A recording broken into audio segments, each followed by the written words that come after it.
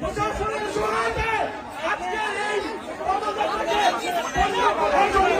এখানে ককটেল বিস্ফোরণ করা হয়েছে। আমরা এই সরকারকে, এই স্বরাষ্ট্রমন্ত্রীকে হুঁশিয়ার বলতে চাই, বলতে চাই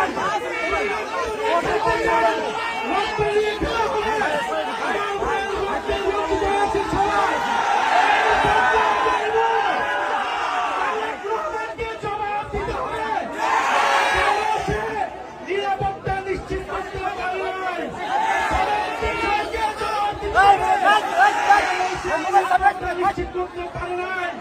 আপনারা ককটেল হুটান, গুলি চালান, বোমাবাজি করুন, এনসিপির জুলাই পদযাত্রা চলমান থাকবে।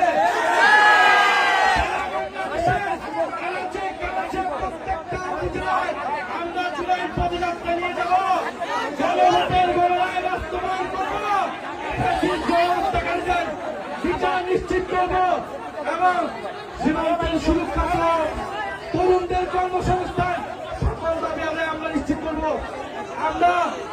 আমরা হুঁশিয়ারি দিতে চাই, এই সবার যারা দায়িত্বরত হয়েছে, পুলিশ প্রশাসন, ডিসি, কেন বিদ্যুৎ অফ হয়ে গেল, কিভাবে ককটেল বিস্ফোরণ হলো, এইখানকার যে এমপি সে কি করে, সে কি নিরাপত্তা নিশ্চিত করেছে এলাকাবাসী,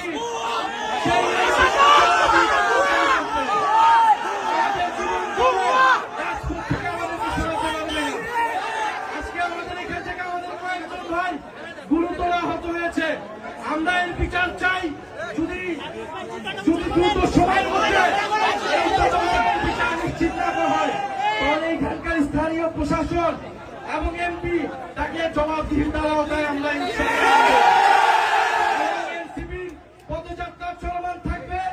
যত ভয়, ভীতি, বোমাবাজি, ককটেল সবকিছুকে উপেক্ষা করে আমাদের পদযাত্রা চলমান থাকবে এবং স্পষ্ট আজকের এই ককটেল বিস্ফোরণ, বোমা বিস্ফোরণ প্রশাসনের সহায়তায় হয়েছে।